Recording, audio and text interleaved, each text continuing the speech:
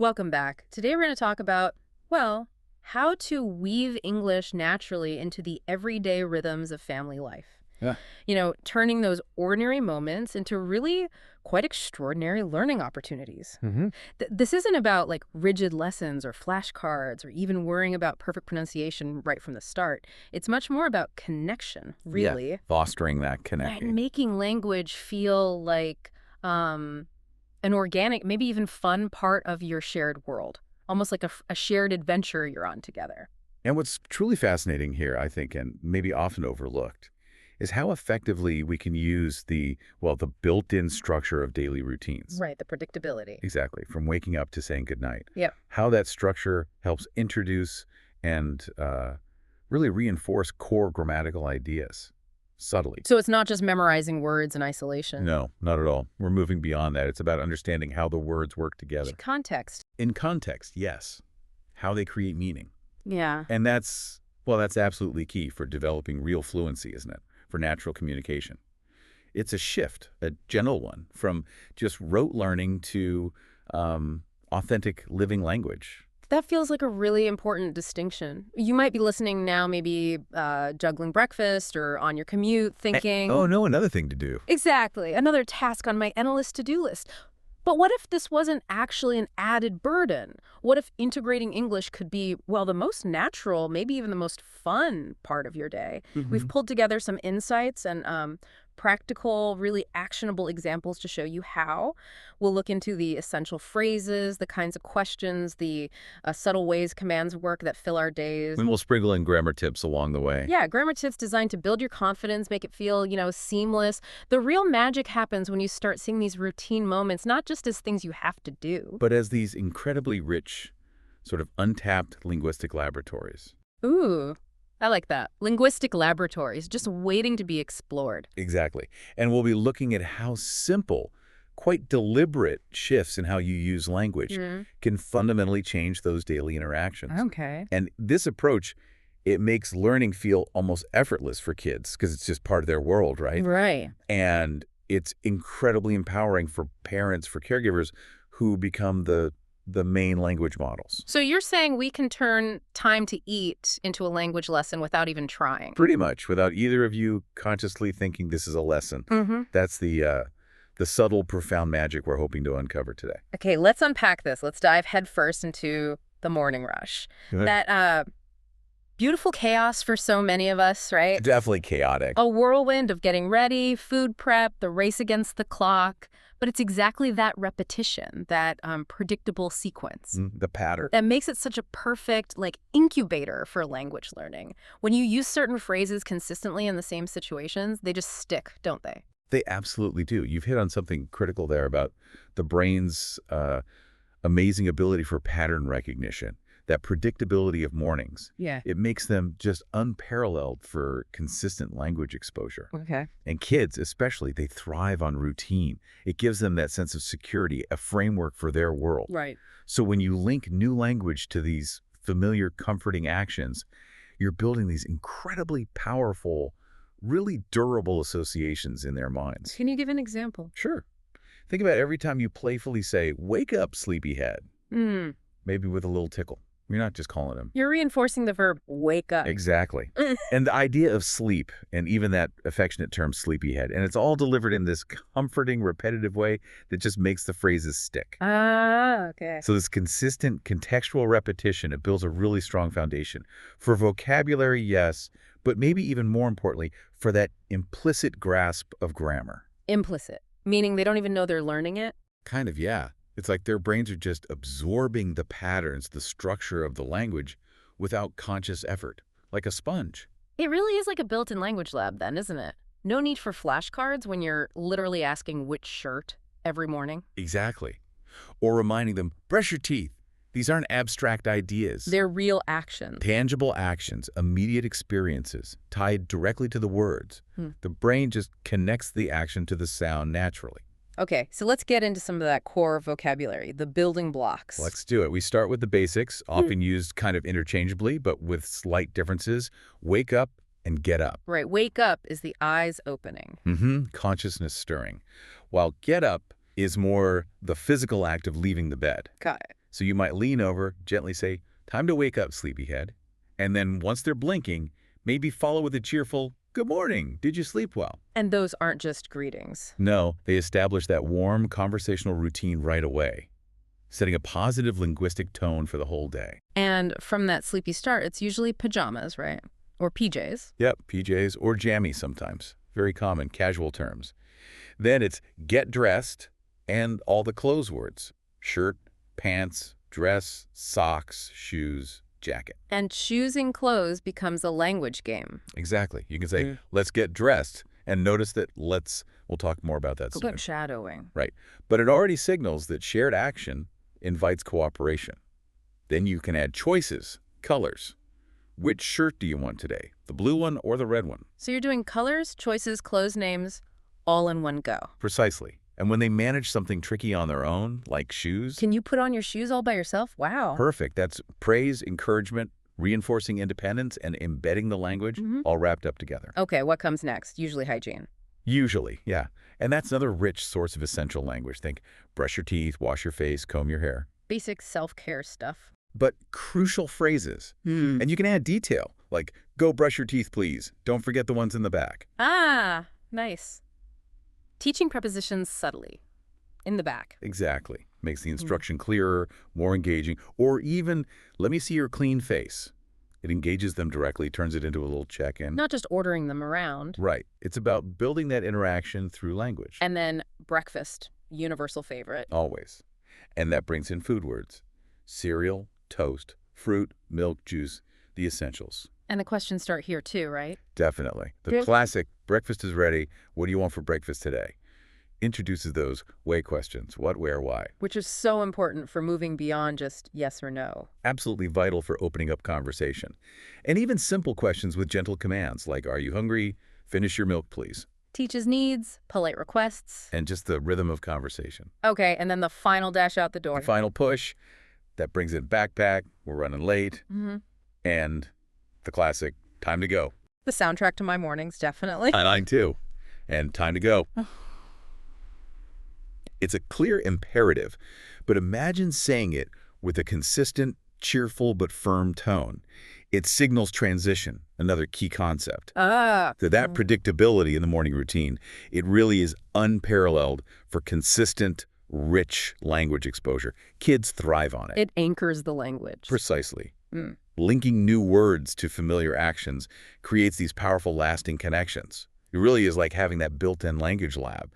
Daily necessities become language lessons without any forced effort. It really is amazing when you think about it like that. No flashcards needed when you're talking about yummy toast. It's just life. So organic. And this seamless integration, it leads us perfectly into our first sort of core grammar point, how we give instructions and make suggestions. Right, things we do constantly as parents. Exactly. Super common, super vital. So let's talk about the imperative. Sounds a bit, I don't know, formal. It does sound a bit textbooky, doesn't it? Yeah. But really, it's incredibly simple. It's just the verb in its basic form, used to tell someone to do something directly. Like, come here, eat your breakfast, be careful. Exactly. Direct, short, clear. Which is why it's so common with kids, I guess. Precisely. They get simple instructions. But here's the fascinating part, and it's often underestimated. The tone of voice completely transforms the meaning. Okay. How so? Well, come here. Say it warmly, with a smile, arms open. It's an invitation, right? A welcome. Yeah, or a hug or something. But say the exact same words firmly, maybe a bit sharp, stern face. Suddenly it's an order. Signals trouble, maybe. Exactly. Urgency, displeasure, even danger. The words are identical, but the emotional message is totally different, and that massively impacts how a child feels and responds, secure or maybe resistant. That's a huge point. It's about the feeling behind the words. So given that, how do we soften those direct commands? Because let's face it, sometimes you need them to do something. For safety or just basic functioning. Right. But you don't want to sound like a drill sergeant constantly. It's a tricky balance. It really is. But language gives us tools. The simplest way, just add please. At the beginning or end? Either works. Please go brush your teeth. Or go brush your teeth, please. Instantly makes it a request, not an order. Signals respect. Shows respect for their personhood, and models politeness at the same time. Okay, that's simple enough. What else? Even better, often, is transforming the command into a question. Instead of, clean up your toys, Try. Could you clean up your toys, please? Or even, would you mind cleaning up your toys? So it's not just polite, it gives them a sense of choice. Exactly. A subtle sense of choice, participation, even if the outcome needs to be the same. It frames it as collaboration, not a demand. That seems like it could really reduce resistance. It often does. These small grammatical shifts command to polite question. They foster cooperation, build that sense of agency in kids, and can really cut down on those power struggles. Yeah. It respects their growing autonomy. That's genuinely a game changer for parents. It's not just grammar, it's relationship building. It really is. And then there's let's, short for let us. So simple, but it feels really powerful, doesn't it? That sense of togetherness. It's incredibly effective. A seriously underused tool for building team spirit, I think. Instead of the kind of isolating, clean up your toys. Which puts it all on them. Right. Makes it feel like a chore imposed from above. But you shift it slightly. Let's clean up our toys together. Ah, our toys too. Nice touch. It implies shared responsibility, shared effort. We're a team. It changes the whole feeling. From something they have to do to something we do. Exactly. It communicates we're in this together. Can you give another example? Sure. Think about leaving the house. Instead of just go to the car. Which can sound a bit abrupt. Yeah. Try, let's go to the car. We're going to have fun. Yeah. See? It uses let's for shared action, turns it into a collective journey. And adds a positive spin. Links it to something good. Precisely. Builds a bit of excitement, anticipation. Much better than just a blunt directive. It's clever, positive framing. That tiny word, it just instantly changes the dynamic. From an order to an invitation, it makes tasks feel less like chores and more like adventures we're doing together. You're inviting them onto the team. Exactly. And the benefits are huge. Promotes collaboration, makes tasks less intimidating because it's shared. Reinforces that you're a team, a united front. Totally. And this kind of language, it models cooperation, a vital life skill, and just makes the whole interaction more pleasant for everyone. It builds connection, not just language skills. Okay, so we've got commands and suggestions down. Let's move from chores to cheers, playtime. Playtime, the universal language of childhood. And an absolute goldmine for natural English learning, right? This is when kids are most engaged, most open. Definitely. Language can really thrive here without feeling forced at all because it's tied to what they naturally love doing. So this is where questions really come in. Absolutely. Playtime is prime time for introducing and embedding the grammar of questions, which is fundamental for conversation, obviously, but also for critical thinking, interaction. Getting them to think and talk, not just respond. Exactly. It's how we invite them into a real dialogue. Okay, where do we start with questions? We can start simple with yes-no questions. They're direct, low pressure. Do you want to play outside? Is this your favorite toy? Are you ready for a story? Easy answers, yes or no. Right. Invites a straightforward response, establishes that basic conversational pattern kids can grasp easily. Good for beginners, builds confidence. And it shows them the structure, too, like starting with do or is. Implicitly, yes. Yeah. They start hewing that pattern. But the real conversation starter, the thing that opens it up, that's the why questions, isn't it? Oh, absolutely. The investigative power of what, where, why, who, when, how. What you building? Where did the blue block go? Although, why can sometimes lead down a rabbit hole. Oh, the endless why loop. A rite of passage for parents. Totally. Why? Because, but why? It shows their curiosity, though. But yes, more broadly. What are you building? Encourages description, articulation of their ideas. Gets them using describing words. Where's the red car? Prompts spatial awareness using prepositions, naming objects. Practical stuff. And why is the doll sad? That's fantastic for stimulating imagination, empathy. Getting them to make up a story. Exactly. Encouraging narrative, considering emotions. It pushes them beyond just facts into storytelling, problem solving, critical thinking. It's not about one right answer. It's about exploring ideas. And to make all that description and questioning feel really alive, happening right now, that's where the present continuous comes in. Precisely. Talking about what's happening right this second. Actions unfolding before your eyes. Not what did you build, but what are you building? Exactly. The structure is a form of to be, am, is, are, plus the main verb ending in ing. It keeps the conversation vibrant, rooted in the present moment, highly relevant to what they're doing. So example, instead of just you built a tower, which is done. You'd say, wow, you were building a very tall tower. Focuses on the process, the action right now, makes it dynamic. okay. Or Maybe they're playing with dolls. Look, the doll is wearing a blue dress. Draws attention to current details. You are painting with bright colors. Perfect. The car's going fast. You're basically narrating their play, their world, connecting their actions directly to English words and grammar in real time. Makes the learning feel totally natural. It feels so fluid, doesn't it? Just describing what's happening. It's not just grammar rules. It's seeing the world through the language right now. Absolutely. It's seamless because it's tied directly to their immediate experience. Okay, moving from blocks to bites. Yeah. Mealtime. Another big routine. Huge. And so packed with language opportunities. Consistent, predictable, often involves a whole family. Great environment for immersion. It's not just about eating, is it? Not at all. Mealtimes are fundamentally about social rules, interaction, expressing preferences, negotiating. Practicing manners. Exactly. So using English here reinforces language and good social habits together. Specific phrases get repeated daily, cementing vocabulary, sentence patterns, even cultural norms around food. Okay, so let's break down some essential mealtime vocabulary beyond breakfast. We have lunch, dinner, and the all-important snack. Then the tools, utensils like plate, fork, spoon, knife, maybe for older ones, cup. Knowing these helps them be independent. And the food itself. Vegetables, fruit, chicken, rice, pasta.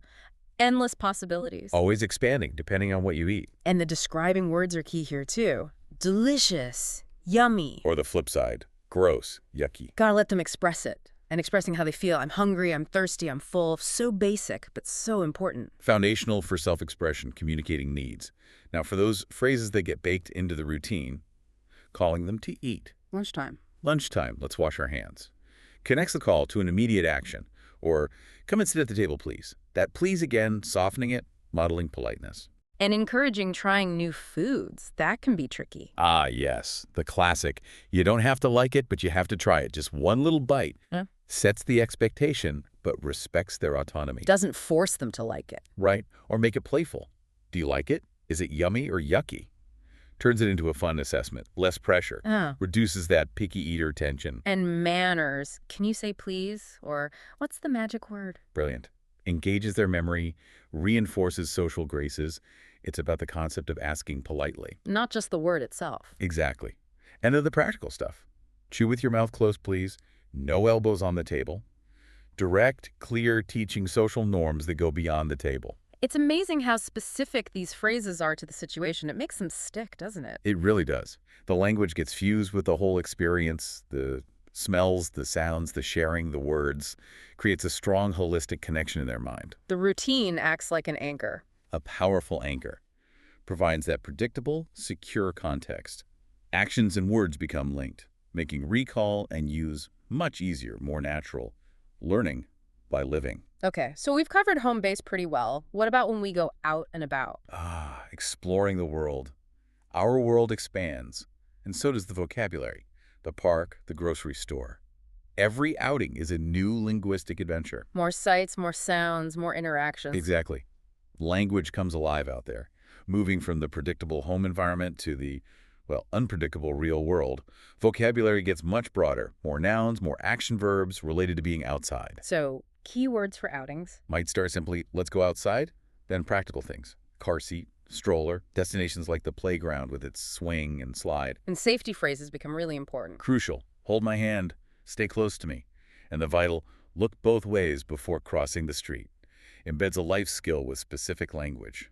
Memorable because it's important. Let's imagine being at the park. It's so dynamic, perfect for narrating in English. Can we paint a picture with some dialogue? Good idea. Let's try. Parent, here we are at the park. Look at all the children playing. What do you want to do first, my little adventurer? Child. The slide. The red slide. Oh, the red slide. Excellent choice. Okay, let's go down the slide. Remember to be careful climbing the ladder one step at a time, just like we practiced. You're doing great. Child. Wee! Again. Parent! You loved that, didn't you? All right, one more time on the slide, and then how about we go to the swings next? Or maybe we can find some ducks at the pond. See? That natural back and forth. It's incredibly rich for learning. Yeah, you've got commands, be careful, suggestions, let's go down, questions, what do you want? Yeah. Even conditionals, maybe we can find. Exactly. And applying vocabulary like slide swings, using let's, be careful in the real world. It cements understanding because it's tied to their actual experience, their fun. They're not learning grammar, they're just playing and hearing the language around it. Precisely.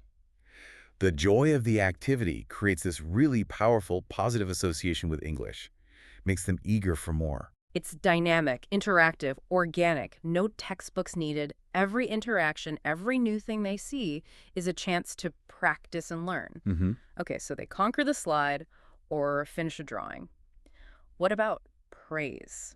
How do we do that effectively in English? Ah, praise. Our natural instinct when they achieve something. And English has wonderful ways to do it, ways that build genuine confidence, not just confidence. It's about how you phrase it. Okay. And this ties into something really crucial from developmental psychology. Focusing praise on effort, not just the result or some innate quality, is far more beneficial long term. Effort over outcome. Exactly. It fosters a growth mindset, as Carol Dweck calls it, where kids learn to value persistence, hard work, the process itself, rather than feeling they always have to be perfect. Interesting. So what are some key phrases? Well, good job. Yeah. Or, well done. Are always good. Universal. You did it. I knew you could. Shows belief in them, celebrates the achievement through effort. I'm so proud of you. It feels very personal. It is. Conveys strong emotional support. That's my boy, girl. Is affectionate. Reinforces identity. For creativity. What a beautiful drawing. You're so creative. Acknowledges their vision. And for helping? Thank you for helping me clean up. You were such a good helper. Reinforces that positive cooperative behavior by naming it. Okay, but going back to that effort versus outcome idea, you're saying maybe avoid just, you're so smart. It's tricky because it's well-intentioned. But yes, sometimes focusing only on smart or perfect can backfire subtly. How so? If a child only hears, you're smart, when they succeed easily, they might start thinking success comes from just being smart, not from trying. And then they might fear challenges in case they fail and aren't smart anymore. Exactly. It can lead to a fear of failure. And your drawing is perfect. Might make them focus only on the outcome, maybe inhibiting the joy of just creating, making mistakes, exploring. So what's the alternative? Focus on the process. Precisely. Focus on effort, process, strategies. Instead of, you're smart, try, you worked so hard on that puzzle, you kept trying different ways, and you figured it out. Links the success directly to their hard work and persistence. Yes. Teaches resilience. Or with art, instead of, it's perfect, maybe, I love the colors you chose. Tell me about it. What were you thinking when you drew this bit? Shifts focus from judgment to their choices, their thinking. Invites conversation. Exactly. Yeah. Values the journey, the exploration, the expression, as much as the result. That's a really powerful shift, and it applies beyond childhood, doesn't it? Encouraging a love of learning for its own sake. Absolutely. Teaches them to embrace challenges, see mistakes as learning opportunities, understand growth comes from effort.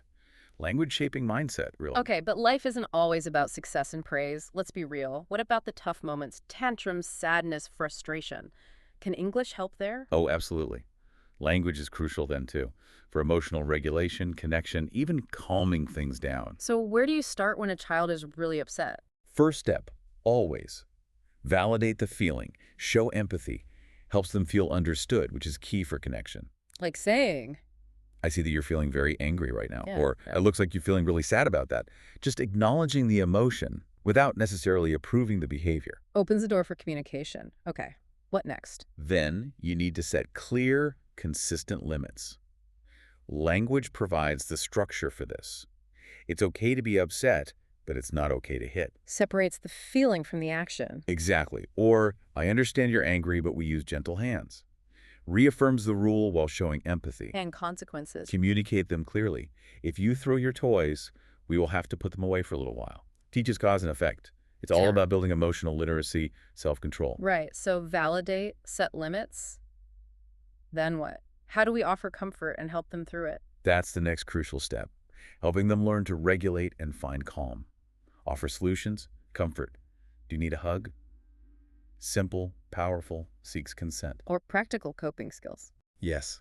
Let's take a few deep breaths together. Breathe in and out. Teaches a real tool they can use again. That's great. And importantly, signal your availability. When you're ready to talk, I'm here to listen. Reassures them your love isn't conditional, even if the behavior wasn't okay. Teaches them it's safe to feel and talk. Wow, so it's really about building emotional literacy in two languages. giving them the words to name feelings, understand boundaries, seek comfort. Exactly. Language isn't just for information. It's a tool for emotional intelligence, for building resilient, connected kids. Okay, moving towards the end of the day now. The evening wind down. Ah, yes. The pace slows, focus shifts to calm, connection, reflection. A lovely time. And English can be a soothing part of that ritual. Definitely. The evening routine, bath time, bedtime stories. Yeah. It's perfect for naturally using the simple past tense. Simple past for looking back on the day. Exactly. It's how we reflect, recall events, share experiences, build that narrative of the day. Helps kids organize their thoughts and memories. Okay, so evening vocabulary first. Sure. Things like bath time, maybe bubbles, the towel, then the beloved bedtime story. The actions to cuddle or to snuggle, lovely warm words. And saying goodnight. Sweet dreams. And maybe something heartfelt like, I love you to the moon and back. Creates that atmosphere of security and love, wraps up the day nicely. So using the simple past lets us revisit the day together, like looking through photos. That's a great analogy. Reviewing the day's highlights. It's fundamental for recounting finished events. You might ask, what was the best part of your day today? And they might answer. Using the simple past naturally. We went to the park, we saw a dog, or I played with my blocks. We ate yummy pasta. So the conversation itself reinforces the grammar. Exactly. In a Okay. totally natural, low-pressure way. Plus, it helps memory recall, storytelling skills. Give them a chance to voice their experiences. Let's paint that bedtime scene. Bring it together. Parent. Okay? My little one, bath time is all done. Your hair smells so clean. Let's get your comfy PJs on. Are you ready for our story tonight? Parent, after the story, voice soft. That was such a fun story tonight, wasn't it? I love the part with the brave little mouse. So tell me, my sweet, what was your very favorite part of today? What made you smile the most? Child. When we played with the red ball, it's so high. Parent, oh yes. That was so much fun. You are right, that was my favorite part too, watching you laugh. Now it's time to close your eyes and sleep. Snuggle in tight. Sweet dreams, my love. I love you. That simple reflection, it aids the language using past tense. And it strengthens that emotional bond enormously. It's calm connection. They feel heard, valued, loved. And English is just seamlessly part of that loving ritual. Consistency makes it a cherished tradition. Absolutely key. Turns these moments into anticipated routines that reinforce language patterns effortlessly. Okay, now something that worries people, pronunciation. Ah, yes. The P word. Important to say. The goal isn't perfection, right? Especially at the start. It's about clear, confident communication. Exactly. But knowing a few common sounds can really boost confidence for both parent and child. Make it less intimidating. Okay, let's tackle a few common ones. All right. How about brush? It's generally B-U-R-U, each short sound, like in butter. Not brush. Okay, Yeah. what about vegetables? Looks long. It does. But often, in natural speech, it gets shortened, almost like VEDJ tubles. That middle E sound sort of disappears. Makes it flow better. Got it. Should. Classic silent L, pronounced should and could. No all sound at all. Knowing that helps a lot of learners. And tough. That G is tricky. It is. But here, E sounds like F, so it's tough, like rough or enough. English quirks. And you mentioned water before, with regional differences. Right, a great example. American English often sounds like odar, with that soft D or flap T sound. Okay. British English often more like uota, clear T, maybe a softer or dropped R at the end. Hearing those differences can be a real aha moment. Shows the language's diversity. And one more. Maybe stroller. Good one. Stroller. Clearer sound. Okay, so hearing those helps demystify things, but how do we actually start applying all this? It feels like a lot to do all at once. It can feel overwhelming, definitely, which is why the mantra is consistency trumps perfection. Right. Not trying to be fluent overnight. No. The goal is consistent exposure, real engagement, making it positive, fun. So a couple of practical, actionable tips to make it manageable. Please. First, start small. Yeah. Seriously, this is key. Pick just one routine moment, bath time, breakfast, good night, and commit to using just 2 or 3 English phrases consistently there. Not the whole day. Definitely not. Master those few phrases until they feel natural, then maybe add more. For breakfast, maybe just, good morning. Are you hungry? Finish your milk, please. That's it. Manageable. Prevents burnout. Exactly. Second idea, create a phrase jar. Ooh, I remember you mentioned this. Sounds fun. It is. Write essential phrases on slips of paper, fold them, put them in a jar, pull one out each day to practice during the right moment. Turns it into a game. Yeah. A daily surprise. It's exactly. Keeps it fresh, playful, engaging for kids. A great way to introduce new phrases without it feeling like work. One day, let's clean up. Next day, what for dinner? Keeps it light. I love that. It really gamifies it. So remember, everyone, every good morning, every I love you in English is like planting a seed. Mm. Nurture it consistently with joy, and it will blossom into a curious bilingual mind. Don't overthink it. Just enjoy the process together. It's about the shared moments, right? Absolutely. The connection is the core. So we've really journeyed through the day, haven't we? Seeing how simple grammar and everyday phrases can turn routines into language learning powerhouses, from the morning chaos to bedtime calm. Yeah, we've seen how things like imperatives, questions, tenses like present continuous and simple past, they aren't just rules. They're woven into how we interact daily. Creating that living language tapestry at home. Exactly. It's about creating that language-rich environment, valuing the effort, not chasing perfection, and using language to build stronger connections, navigate feelings. And the key is, Consistency and enjoyment, making it a natural, fun part of family life, not another chore. so thinking back on our chat, what stands out most to you listening? Maybe the power of let's for teamwork, or that idea about praising effort. Or maybe how specific words can help in tough emotional moments. Yeah. Think about which routine you might start with, or which grammar idea you want to try out first. The chances to connect and grow through language, they're really everywhere, every day. There truly are. And that's our topic for today. If you enjoyed this content and want to continue exploring the fascinating world of language with us, don't forget to explore the other videos on our channel to continue your English practice.